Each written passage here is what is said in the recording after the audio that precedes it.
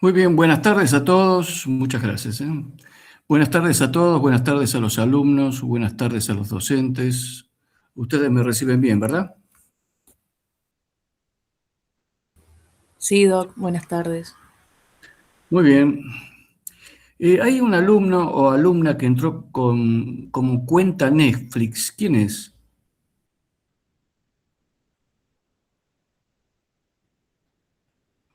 ¿Me puede dar el nombre y apellido de la persona que entró con cuenta Netflix? Hola Doc, buenas tardes. Hola, buenas tardes. Para todos los alumnos de a partir de este momento en adelante, por favor, tienen que poner su número, su nombre y apellido completo para poder nosotros saber quiénes son los que entran en clase y quién no. Entonces tomen esa precaución, por favor, así nos atrasamos las clases. Bien. De todas formas, no sabemos quién entró con cuenta Netflix. Le vuelvo a decir una cosa. Doc, Sí, disculpe, soy sí. González Anaí. Me confundí, entré de otra cuenta, fui yo. Disculpe, mil perdón. Bueno, perfecto. Anótela. ¿Sabe Ahí qué pasa? cambié, sí, ahí cambié la Bien, cuenta justo. bien. Porque el Google Meet le está registrando el presentismo. Es por eso que nosotros no tomamos lista. Claro. Cuiden los ausentes porque es primordial, ¿eh? Muy bien, vamos a empezar con la clase de hoy. Mire, hoy tome nota porque le voy a dar un par de herramientas que van a ser muy importantes para su carrera profesional. Y sobre todo cuando estamos hablando de ATLS, de trauma, ¿eh? Mire, lo primero es ante un traumatizado maxilofacial que, como ustedes verán a lo largo del seminario mayor de hoy, por lo general pasa a un segundo y hasta un tercer plano ante la patología que presenta el traumatizado. Pero usted va a ver que se sigue un protocolo, que es preservar la vía, ¿eh? Preservar la vía de coágulos, dientes rotos dentro de la boca, cuerpos extraños, pedazos de prótesis, etcétera, entre otras cosas, ¿no? Segundo, el control de la hemorragia. Tercero, el control del posible shock, ¿eh? Cuarto, la estabilización de la columna cervical. Es decir, por lo general, la lesión cervical puede estar presente en un traumatizado maxilofacial. Por eso hay que tener mucho cuidado cuando uno moviliza el cuello o la cabeza, mejor dicho. El control vital sería el quinto punto, el tratamiento de las lesiones asociadas, que por lo general se las divide en craneales, torácicas, fracturas de miembros y hemorragias intraabdominales. Aquí tiene una característica que es fundamental. En primer lugar, tenemos la alteración del nivel de la conciencia, que es la causa más frecuente de obstrucción de las vías aéreas. La segunda causa es la hemorragia, más frecuente en el shock después del traumatismo. Y recuerde que en traumatismos maxilofaciales por haber, que por lo general existen, y es así, hemorragias en primer y en segundo tiempo, ¿eh? Es así como las llamamos. Y en tercer lugar, las múltiples lesiones que pueden provocar por diferentes causas, por el motivo que sea, una hipovolemia, es decir, que hay que restaurar la volemia tal cual como hemos visto anteriormente y hoy vamos a ver algo también de eso. Y en último lugar, sospechar siempre de una lesión asociada a la columna cervical, es decir, signos y síntomas de lesión cervical, déficit neurológico y dolor cervical. Les recuerdo esto que hemos visto en la anterior vez, es decir, en esa evaluación sistémica, el hematócrito y la hemoglobina nos va a marcar tiempos, tiempos de transfundir al paciente. Por supuesto, habíamos hablado de cloruro de sodio, suero Ringer, dextrosa, y bueno, suero fisiológico, ¿verdad? Y dextrosa.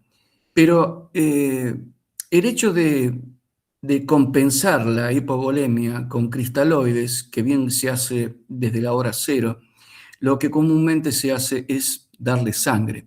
Y una unidad de glóbulos rojos equivale a un aumento entre 3 y 5 puntos en el hematocrito. Entonces, usted recuerde que cuando tenemos un paciente con un hematócrito por debajo del 20%, una hemoglobina por debajo de 7 a 8 gramos por decilitro, nos está dando una pérdida del 20% del volumen sanguíneo, es decir, que inmediatamente hay que transfundir. Y acá les muestro en este diagrama, que está muy bien hecho, el trauma grave en las urgencias. ¿Y qué es lo que se vigila en ese paciente? Como ustedes van a ver casi al finalizar el seminario. Las contusiones con la forma del volante sobre el pecho, si hay hundimiento. Estamos ya analizando los traumas de cuello y cabeza. Además, ante la distensión abdominal, también sospechar de aire libre, entonces hablamos de neumoperitoneo. Usted va a ver que el equipo médico comienza a auscultar los ruidos hidroaéreos en el tórax.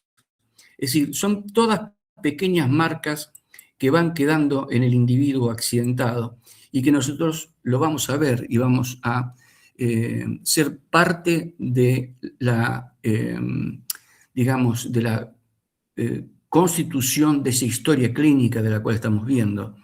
También, fíjese usted, ¿no? La equimosis periumbilical es un signo característico que se llama signo de Cullen. Los soplos o las hernias, por siempre pensar en lesiones vasculares. Las piernas, también se valora la región pelviana. Entonces aquí, en la zona del perineo, en busca de laceraciones o equimosis, pensando en fracturas y otras lesiones en las partes blandas, incluso en la pelvis. Mire, para que una pelvis se fracture es porque el golpe ha sido tremendo, ¿no? Tremendo. Y todas estas cosas son las que se van a evaluar en la hora cero de ese paciente. También quiero indicarles, que es muy probable que sea una pregunta de examen, los signos de ojos de mapache, ¿no? Tan característicos, el cual tiene su origen por una fractura a nivel del piso anterior de la base de cráneo y está representado por una equimosis periorbitaria usualmente en ambos ojos. Es decir, que esto no es una tontera, no es una tontera. Clínicamente podemos sospechar de una fractura a nivel del piso anterior de la base del cráneo. Por eso, el trabajo que realiza el equipo de profesionales es un trabajo muy prolijo y detallado de todas las lesiones que trae ese paciente desde la hora cero. Fíjese usted este signo característico, tanto en niños como en adultos, ese hematoma por detrás del pabellón auricular. Signo de Battle, el cual tiene su origen por una fractura a nivel del piso medio de la base del cráneo, muy en particular por las fracturas de la porción petrosa del efenoides. Este signo está representado, como dije, por una equimosis retroauricular. Usualmente aparece del lado en donde se localiza la fractura. Entonces, todas estas cosas hay siempre que tenerlas en cuenta. Cuando hablamos de la sensación de ese paciente en su obnubilación o pérdida de conciencia, entonces estamos utilizando para evaluarlo una herramienta que es fundamental, que se denomina escala de coma de Glasgow, y sirve para valorar el nivel de la conciencia de una víctima mediante la evaluación de 3 criterios de observación clínica: la respuesta ocular, movimiento de párpados; la respuesta verbal; la respuesta motora. Y todo tiene una puntuación de 1 más 2 más 3, lo que equivale entre 3 a 15 puntos. Es decir que si tenemos de 15 a 13 puntos, les denominamos un nivel de conciencia leve. Si es moderado, de 12 a 9 puntos, y si es grave, es menor de 9 puntos. ¿Y esto cómo se hace? Esto se hace de la manera más simple. Lo vamos a observar al paciente, vamos a ver la apertura ocular, si es espontánea, si el paciente nos ve espontáneamente, o nos ve a una orden verbal, míreme, o al dolor, apretando con los nudillos la zona external, por ejemplo, o bien si no responde. Y todo eso tiene una puntuación con respecto a la apertura ocular. Si hablamos de respuesta motora, es decir, si obedece a una orden verbal ante un estímulo doloroso, como recién acabo de explicar, Localizar el dolor, si el paciente estira uno de los miembros no lesionados, o también si está lesionado, pero ante el dolor emite una respuesta de localización. Si hay un retiro y flexión de alguno de los miembros, la flexión anormal, es decir, la rigidez por descorticación, que yo se las voy a mostrar en un ratito, o la extensión de sus brazos y sus manos y sus piernas en una rigidez de desegregación. Es decir, cuando el cerebro está totalmente desconectado. Y bien, cuando el paciente no responde.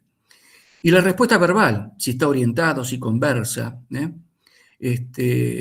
¿Cómo se llama usted? Usted sabe dónde está, sabe qué día es hoy, sabe qué año es hoy. Si el paciente está desorientado y hablando, si hay palabras inapropiadas, incluso con insultos, si hay sonidos que son guturales o incomprensibles, o bien si no hay respuesta. Es decir, la escala de coma de Glasgow nos está identificando la valoración del nivel de conciencia de una víctima mediante la evaluación de la respuesta ocular, de la respuesta verbal y de la respuesta motora. Y esto es más de lo mismo, es todo lo que yo le dije recién. Si el paciente abre los ojos por su propia cuenta, o el profesional le tiene que decir que abra los ojos si éste responde o no. La respuesta motora a las flexiones, si hay extensión de algún miembro. Fíjese abajo la respuesta extensora, fíjese los brazos y hacia dónde apuntan las muñecas y los pies, o cuando hay una respuesta deflexora anómala, donde se pone en una posición como si fuese la guardia de un boxeador. Y lógicamente la respuesta verbal, sabe qué día es hoy, si está ubicado en tiempo y espacio el paciente, eso habla mucho para poder ubicarlo dentro de la escala del coma de Glasgow. Esta herramienta es una de las herramientas fundamentales. Apertura ocular, respuesta verbal y respuesta motora. Mire, fíjese usted que los diagnósticos de las lesiones maxilofaciales comienzan de manera introspectiva a través de la inspección y palpación básicamente. Entonces ahí lo que vamos a ver es si hay hemorragia, si hay rinorrea o rinolicuorrea, es decir, que si el paciente pierde sangre o líquido cefalorraquídeo, otorrea, otolicuorrea, donde aparece entre el 3 al 6% de las fracturas del hueso temporal y el 97% es de origen traumático, deformidades, escalones, en los cabos dispersos de fractura, equimosis, edema, pérdida de sustancia, maloclusión, pérdida de continuidad, resalto, escalones, anatomía incompleta, crepitaciones, entrada de aire hacia los tejidos, enfisema y movilidad. La clasificación de las fracturas las vamos a tener de la siguiente forma, en una región topográfica. Lo vamos a dividir en un tercio superior, en un tercio medio y en un tercio inferior. Y a su vez, si es central, si es lateral izquierda o lateral derecha. Aquí lo que tenemos que describir son las fracturas, si son únicas laterales, fracturas múltiples, fracturas simples, sin comunicación bucal, fracturas compuestas con comunicación bucal, fracturas conminutas, fracturas complejas, es decir, de ambos maxilares, puede ser uno desdentado, por ejemplo, y las fracturas patológicas. Entonces, nosotros tenemos no solamente que ubicar la lesión o las lesiones, sino que además debemos describir en qué lugar se encuentran. Con respecto a la reparación de una fractura ósea, vamos a tener en cuenta la secuencia embriológica, la matriz proteica celular y fosfatasa, con las precipitaciones de sales donde se forma el nuevo hueso. Y entonces fíjese usted, en este cuadro les estoy expresando desde la hora cero, la etapa 1 y el trauma, a partir del hematoma, donde las partes lesionadas se unen por medio de una red de fibrina, la que sirve como base donde se va a desarrollar el tejido de granulación para formar un nuevo callo. La organización, donde aumenta la precipitación de fibrina dentro de las primeras 24 a 48 horas, con proliferación de células conectivas y brotes del endotelio capilar, donde va a formar una matriz hialina intercelular que va a ser la primera evidencia de formación ósea. En la primera semana aproximadamente se va a desarrollar la etapa 3, es decir, la unión por formación del callo, formación ósea intramembranosa, una matriz osteoide transformándose en osteocitos para formar el manguito tubular del callo externo y la diferenciación de las células cartilaginosas donde se va a formar un trabeculado primitivo. Y entre la tercera y cuarta semana, que es la etapa 4, es donde se va a formar el callo de la unión ósea y la reconstrucción del hueso. Entonces aquí va a haber un aumento progresivo de su densidad por continua adición de nuevo tejido óseo y claro, el aumento en el depósito de sales, donde los procesos locales y sistémicos van a ser interdependientes de la reparación ósea, en tanto y en cuanto esa fractura esté estabilizada y sin movimiento de los cabos de fractura.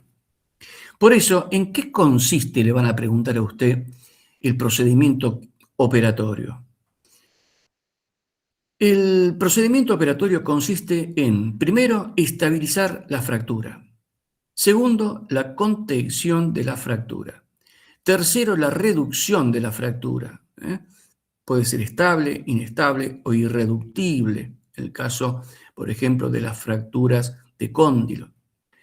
Y la fijación de la fractura. Se lo vuelvo a repetir porque es muy importante. ¿En qué consiste el procedimiento operatorio? En la estabilización de la fractura, en la contención de la misma, en la reducción de la fractura y en la fijación de la misma. Estabilización, contención, reducción y fijación. Y esto puede ser a través de métodos quirúrgicos, a cielo abierto o a cielo cerrado, ya sea por bloqueo por ligaduras intermaxilares, como la de Ehrlich, que son las más comunes, las ligaduras transficcionales o circunferenciales a través de agujas de Reverdin, tutores externos de Roger Anderson, férulas coladas, tornillos intraóseos tipo Fuller, tornillos deslizantes, láminas rígidas tipo Sherman, aparatos reductores de Stader, clamp de Toma, gotera para desdentados, cabezal de Crawford, microláminas y tornillos, microplacas reabsorbibles, sobre todo en la utilización de niños con fracturas de maxilar, y tornillos, los denominados IMF, que son autoperforantes para ligadura intermaxilar, que también se utiliza en la cirugía ortognática. Ya vamos a ver un poco de cada uno de estos. En cuanto a la clasificación anatómica, mire, las fracturas frontales, por un lado, frontal, senofrontal, con hundimiento de pared anterior. Fracturas naso-órbito-etmoidales, es decir, nasales simples, naso-etmoidales complejas.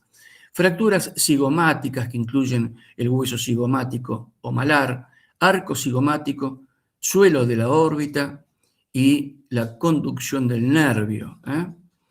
Las fracturas maxilares, dentoalveolares, y entonces aquí tenemos a su vez 3 tipos, que para algunos autores son 4, pero vamos a lo tradicional, tipo Lefort 1, tipo Lefort 2, tipo Lefort 3, que a su vez también se agregan las verticales o las sagitales, y las fracturas, por último, mandibulares, que pueden llegar a ser dentoalveolares, sinficiarias o parasinficiarias, cuerpo y ángulo mandibular, rama ascendente, cóndilo y apófisis coroide.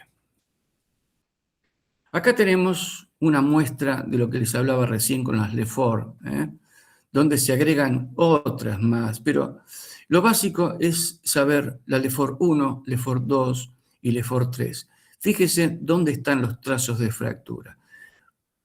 Francamente, en la Lefort 3 hay una disyunción cleidocraneal, es decir, que el macizo facial se separa de la calota del paciente. En cambio, la Lefort 2 llega a ser más piramidal, más superior, y la Lefort 1 es donde se desprende prácticamente por cizallamiento todo el maxilar superior del resto del macizo facial. Nosotros tenemos que reconocer las fracturas y saber qué es lo que se encuentra alterado aquí, si es que tenemos una radiografía o una TAC de manera satisfactoria para poderla ver. Pero además tenemos que saber palpar, tenemos que saber hacer inspección y palpación. Entonces, en una fractura de hueso frontal, ¿qué vamos a encontrar? Se producen por un traumatismo severo, en la región frontal, como ustedes verán aquí. El seno frontal puede estar comprometido y si la pared posterior del seno resulta también fracturada, como en este caso, entonces puede existir lesión de la dura madre y también del conducto nasofrontal. Es decir, que aquí se destruyó la parte de la pared anterior y la parte de la pared posterior. Y entonces, ¿aquí qué vamos a encontrar? Aquí vamos a encontrar crepitación del reborde supraorbitario, enfisema subcutáneo y parestesia de los nervios supratrocleares y supraorbitarios. Para que se ubiquen en esta fotografía, acá tenemos la punta de la nariz de nuestro paciente, ahí tenemos un globo ocular, el otro globo ocular, y la impactación de traumatismo según el mecanismo de acción sobre la pared frontal. Fractura de hueso frontal. Cuando vamos a la fractura del piso orbitario, entonces aquí seguramente vamos a ver lo siguiente. Se produce cuando se genera un aumento de la presión infraorbitaria, es decir, el aumento de la presión intraorbitaria produce la fractura de la pared ósea más débil, de este hueso que se encuentra aquí abajo. Entonces, lo que quiero, Bustos, por favor, entre en horario, ¿sí? Porque si no, nos está faltando el respeto a todos. Entre en horario, porque yo entro 20 minutos antes. Bien. Se lo vuelvo a repetir porque las fracturas de piso orbitario son más comunes de lo que usted se piensa. El globo ocular, el contenido de la cavidad orbitaria, al recibir un golpe, como usted sabrá, el contenido orbitario está contenido a su alrededor por grasa periocular. Entonces, lo primero que usted va a ver que se produce una fractura en el piso de la órbita, en el piso de la órbita, porque es la pared ósea más débil. Generalmente el piso orbitario de la pared medial, la fractura del piso de la órbita, puede producir lo que se denomina una herniación del contenido de la órbita hacia el seno maxilar, es decir, que parte de esa grasa periocular va a invadir el seno maxilar y por lo tanto el ojo va a caer, lo que se produce en una anisocoria. Es decir, y además de eso, lo que se va a producir es que al estar en desnivel bipupilar, ambos ojos, que usted lo va a ver en es decir, cuando usted se maneje clínicamente hablando, se va a encontrar con que uno de los ojos, el afectado, quedó entrampado. Entrampado. Eso ya lo vamos a ver en la clase siguiente cuando hablemos de fractura de órbita. Es decir, que va a haber una consecuente alteración visual y funcional del ojo. Es decir, ¿qué es lo que va a decir el paciente? Con este ojo veo doble, tengo una doble visión, es decir, diplopía. ¿Y acá qué vamos a encontrar? Acá vamos a encontrar que esto se encuentra edema y equimosis periorbitaria, parestesia o anestesia infraorbitaria y lesión ocular. Y cuando se atrapan los músculos recto, medial e inferior, hay alteraciones de los movimientos oculares. Cuando usted le haga al paciente que realice movimientos oculares, va a ver que un ojo no se mueve, el ojo afectado no se mueve, quedó entrampado, porque estos músculos cortos por detrás del globo ocular, que son muy pequeños y cada músculo realiza un movimiento específico del globo ocular, quedó atrapado entre los bordes de la fractura, ¿eh? Es decir, lo que se produce un cizallamiento de los bordes de fractura con atrapamiento del músculo. Cuando hablamos de fractura nasal, entonces, además de haber una asimetría facial estática y dinámica, se produce como resultado, como ustedes ven acá en esta radiografía común, se produce como resultado de las fuerzas transmitidas por un trauma directo. Y acá se va a presentar con dolor y edema nasal, desplazamientos que pueden generar laterorriña o hundimientos, crepitación y epistaxis. Fíjese la narina aplastada, el corrimiento del cartílago y la desviación del eje de la nariz. Cuando hablamos de fracturas naso-órbito-etmoidales, es decir, aquellas que se extienden desde los huesos nasales hasta el hueso etmoides, pueden causar alteraciones o lesiones del aparato lacrimal y del conducto nasofrontal, con ruptura de la dura madre, y es común la lesión del canto medio del ojo, de la órbita, mejor dicho. El signo patognomónico es el hipertelorismo, es decir, la separación de los globos oculares. Usted va a ver que hay más amplitud de lo normal en los ojos del paciente que tenemos enfrente, cuya característica principal es el aplanamiento y ensanchamiento del puente nasal. Entonces, otros hallazgos frecuentes, ¿cuáles pueden ser? Epíforas, rinorrea, epistaxis, epífora, el lagrimeo constante del ojo. Y cuando hablamos de fractura cigomático-maxilar, estamos viendo que la fractura no solamente involucra el malar, sino también al arco cigomático, y eso a veces hace que el movimiento por detrás del maxilar con la proyección de la apófisis coroides quede trabada en algún punto. Pero, lógicamente, usted lo va a describir con una asimetría facial estática y dinámica, producto de un traumatismo en este caso, y que resulta de un trauma directo sobre la región malar, con desarticulación de las suturas cigomático-frontal, cigomático-temporal y cigomático maxilar. Usualmente comprometen el agujero infraorbitario y el piso de la órbita, como ustedes verán en esta imagen 3D. Tiene una fractura allí, otra aquí, otra ahí. Y por lo general el malar lo que hace es rotar, rota sobre su eje. Se presenta dolor y un defecto de la región del arco, observable y palpable durante los movimientos mandibulares. Y por supuesto, como ya le expliqué, va a haber una limitación de la apertura bucal. Y acá, si hablamos de fractura de maxilares Lefort 1, estamos hablando de una fractura horizontal del maxilar superior que separa el proceso alveolar y el paladar del resto de la maxila.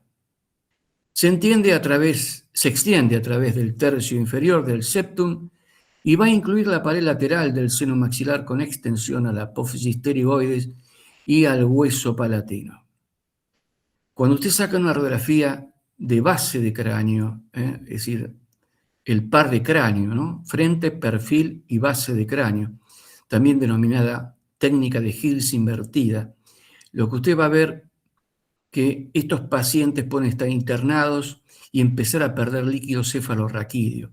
Y usted lo puede demostrar con una radiografía con una Hills invertida, con una base de cráneo, porque el cizallamiento del maxilar superior al desconectarse de la porción del tercio superior hace que se lleve la pared lateral del seno, pero además del paladar, la extensión de la apófisis pterigoides. Cuando hablamos de fracturas maxilares de Lefort 2, usted ve aquí que es una fractura piramidal, así se llama, que se inicia en el hueso nasal, se extiende al hueso lacrimal, se dirige posteriormente hacia abajo a través de la sutura cigomático-maxilar y se continúa posterior y lateralmente al maxilar por debajo del malar hasta la apófisis pterigoides. Aquí encontramos un paciente con edema facial, hipertelorismo, hemorragia subconjuntival, movilidad del maxilar de la sutura nasofrontal, porque se mueve todo en bloque, epistaxis y cambios oclusales con rinorrea. Y si hablamos de una fractura de maxilar de Lefort 3, como ya dije, es la separación de los huesos faciales de la base del cráneo. Hay edema masivo con elongación y aplanamiento facial, mordida abierta anterior y movilidad de todo el tercio medio cuando se manipulan los dientes del maxilar superior. Frecuentemente se encuentra epistaxis y rinorrea. Estamos hablando de un paciente que está en coma, ¿verdad? Si tenemos a las fracturas mandibulares típicas, porque una vez le preguntan en el examen, dígame, ¿cómo distingue usted una fractura mandibular? Bueno, para eso están estos cuadritos que están aquí. Yo acá les estoy mostrando diferentes fracturas, cómo se presentan y cuáles son los hallazgos clínicos.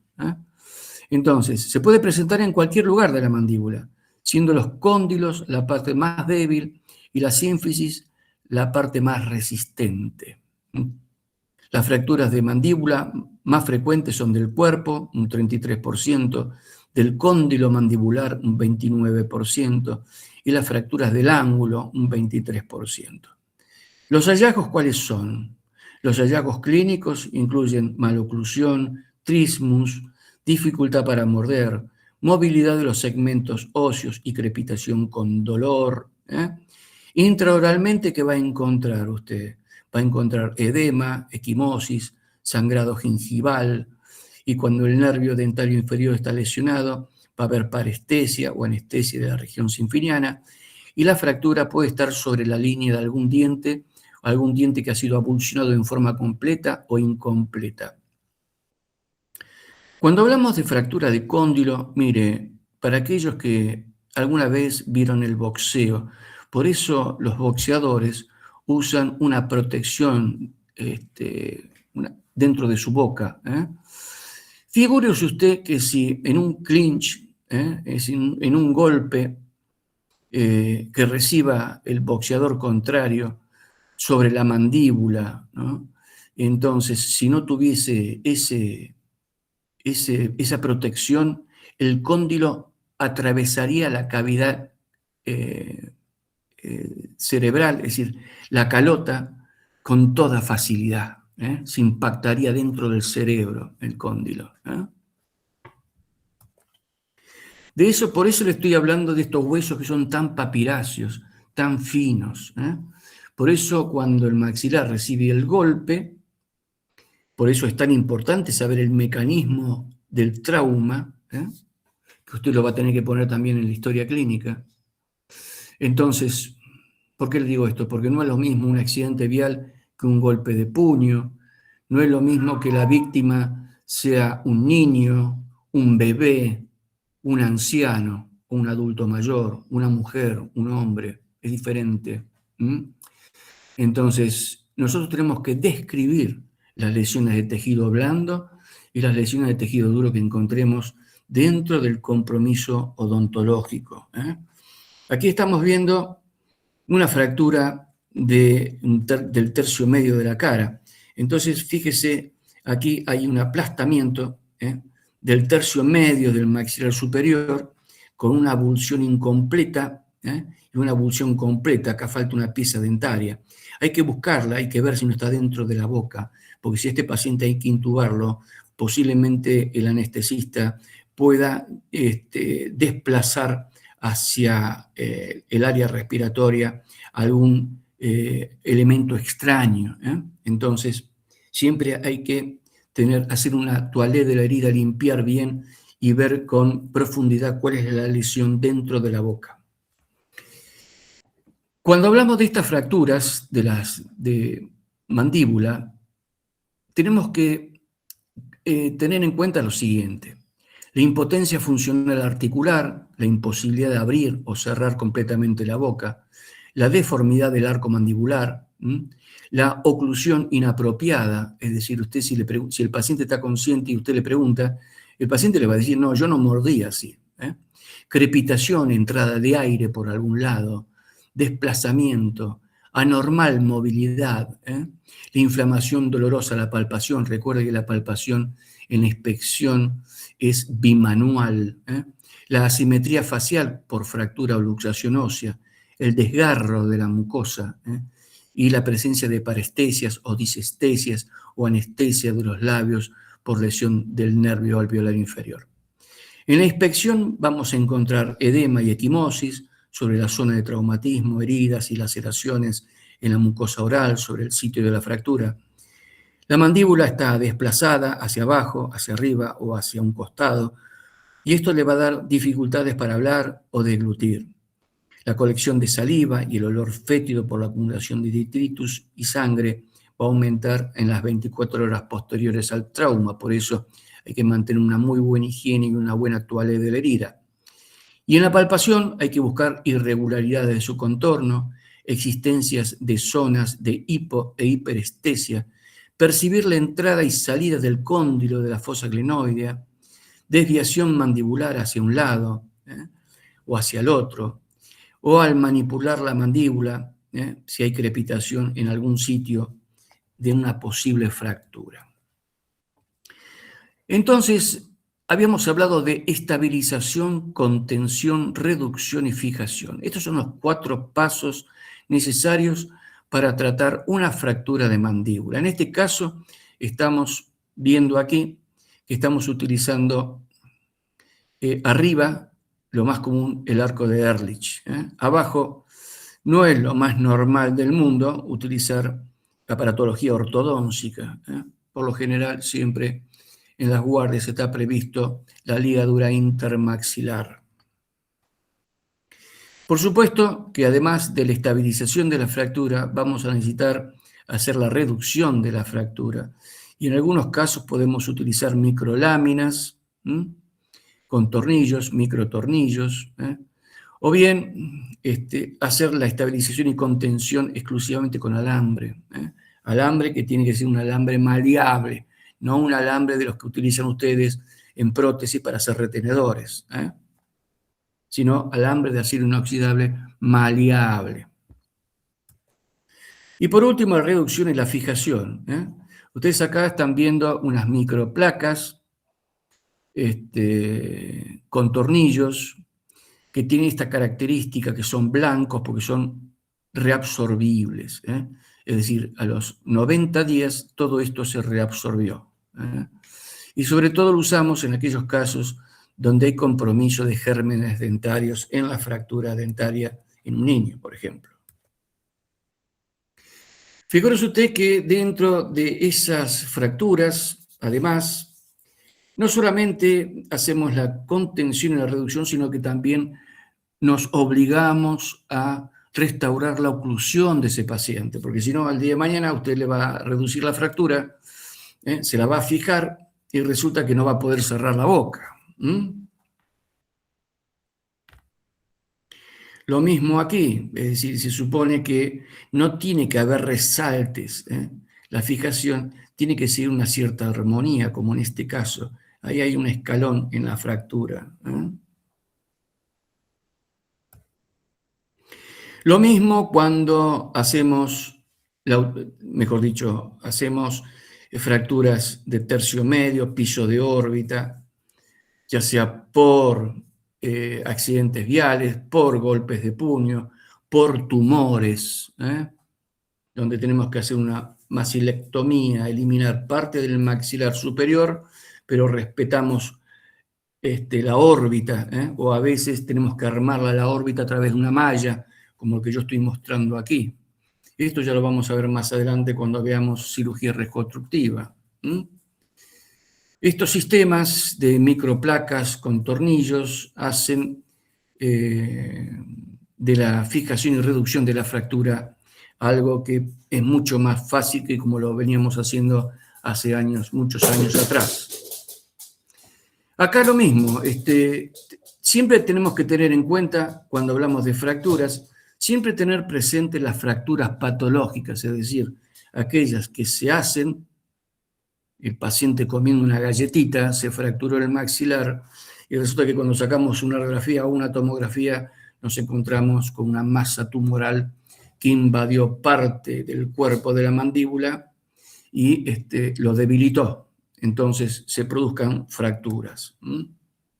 Lo mismo cuando hacemos resecciones de maxilar, en las hemimandibulectomías parciales, donde nos encontramos con que tenemos que eliminar parte del maxilar, ya sea toda la masa ósea que está comprometida y con la tumoración, dejando un margen de seguridad, y a veces viene acompañado también de las piezas dentarias que estaban implantadas en ese hueso. Y este tipo de prótesis, este tipo Coley, se llaman así, son, en algunos casos no son nada más ni nada menos que el arco, para darle el arco y la sustentación al colgajo, delto pectoral de reconstrucción, pero además también puede ser canastillas, donde pueden albergar reemplazos óseos, en este caso donde se busca parte del hueso y la médula de la tibia o el peroné del mismo paciente para poder volverlo a implantar. En algunos casos, estos tutores internos hacen que el hueso se pueda recomponer e incluso reemplazar. Estas pérdidas de sustancias son difíciles, sobre todo en la mandíbula, para darle la forma de arco. ¿Sí? Fíjese usted que la endoprótesis está estabilizando los cabos de fractura a través de los tornillos.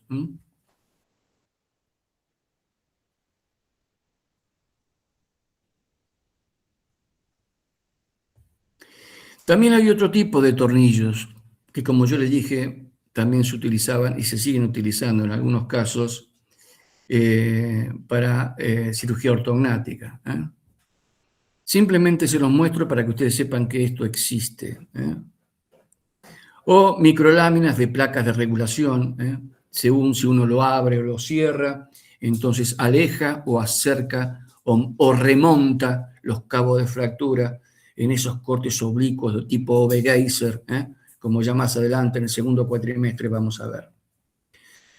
Esto realmente yo lo utilicé muchísimo en las fracturas, en la estabilización de fracturas múltiples de macizo facial, y son los tutores externos, que se estabilizan a través de un casquete que va sobre la cabeza, sobre la calota, con 3 tornillos que se fijan, donde bajan los vástagos. Estos vástagos bajan y pueden solidarizarse con este tipo de trabas a tornillo, como ustedes verán aquí. Entonces, claro, lo que pasa es que se utilizan herramientas perforantes. Estos clavos, que se llaman clavos Kirchner, entran en una angulación de 20 grados, nunca en forma recta, sino en 20 grados. Traspasan alrededor de 1 centímetro el hueso y quedan anclados. Y entonces uno va reubicando las fracturas por fuera de la cara y pueden estabilizar múltiples fracturas a la vez. Tienen esta forma, estos arpones o simples, pueden ser arponeados o simples, y entran con un percutor como si fuese, es decir, para ustedes como si fuese una herramienta de bricolaje, es decir, una perforadora que tiene retroceso a la derecha y a la izquierda, y además lleva como máximo las revoluciones a 500 revoluciones por minuto, porque si no, más de eso quemaría el hueso. ¿Cuáles son las indicaciones? Bueno, en fracturas mandibulares abiertas y graves, fracturas cerradas muy conminutas, pseudoartrosis, ausencia de consolidación y retraso de consolidación, en particular asociadas a infecciones, fracturas asociadas a infecciones, extirpación de tumores, corrección de deformidades faciales, heridas de armas de fuego, fracturas panfaciales, es decir, fracturas múltiples, mantenimiento de quemados, defectos de injerto óseo. Todo se trata de un armamentarium para poder estabilizar rápidamente las fracturas porque indudablemente al estabilizar las fracturas, el paciente crítico se lo vuelve más manipulable y mejora sustancialmente. Y además también existen estos tutores externos, como los discos de Lizarov, sobre todo en extremidades inferiores, también usado en piernas, en brazos, incluso hasta para alargamiento de miembros. Pero yo quiero que ustedes se queden con esta característica donde son por estallido facial. Fíjese que son múltiples las fracturas, múltiples las fracturas. Y entonces esto hace que de alguna manera el tratamiento sea integral. Fíjese usted la magnitud de las lesiones, la magnitud de las lesiones. No solamente hay fracturas, sino además hay aplastamientos.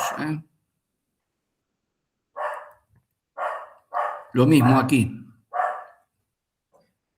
Lo mismo aquí. Es muy difícil manejar estos tipos de pacientes donde seguramente vienen además con otro tipo de lesiones. Las armas de fuego, por ejemplo, sobre todo las escopetas, donde hay pérdida de sustancia. Ya vamos a tener una clase específica de lesiones de trauma por armas de fuego y por blast, por explosiones. ¿Cuáles son las complicaciones? Le van a preguntar a usted. Puede haber un retraso de la consolidación de la fractura en un 3% de los casos, o que esos callos de fractura en realidad se hayan convertido en una especie de pseudoartrosis. La causa más frecuente es la infección. El segundo factor es la falta de afrontamiento de los fragmentos, una reducción inadecuada, alteraciones metabólicas o deficiencias nutricionales, parestesia o anestesia del nervio dentario inferior en el 2% de los casos, maloclusión, cabalgamiento, disfunción del ATM. Estas son todas complicaciones. Pero fíjese usted que la tasa de complicaciones va a diferir del uso de reducción, si es abierta o cerrada. Por eso al paciente hay que revisarlo, hay que verlo. Lo primero que tenemos que evaluar es la asimetría facial y la lesión de los tejidos blandos para después pasar a la revisación completa y para ver si encontramos todas esas características que hemos mencionado en la clínica para poder diferenciar y distinguir la o las fracturas del macizo facial.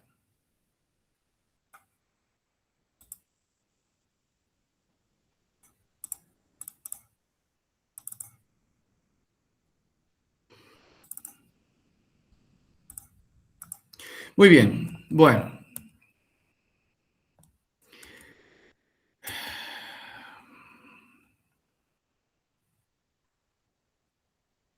Perfecto. Bueno, la próxima clase, el próximo seminario va a ser el lunes 13 de abril a las 14 horas. No sé si algún alumno quiere hacer alguna pregunta o si algún docente quiere agregar algo más al respecto.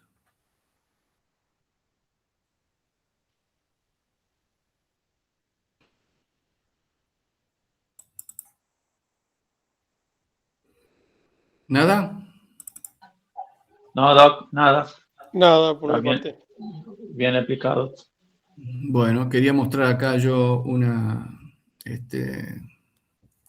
bueno, para la próxima se los debo, para la próxima se los voy a mostrar. Aquí tenía yo la entrada de un paciente al trauma shock, pero bueno, se ve que la computadora no lo admitió. Bueno, muy bien. Entonces, no habiendo preguntas, me despido aquí. Que tengan muy buenas tardes y muchas gracias por su respeto. Muchas gracias, Doc. Nos vemos. Saludos, chicos. Buenas tardes para todos. Chao, Buenas tardes. Buenas tardes, chao.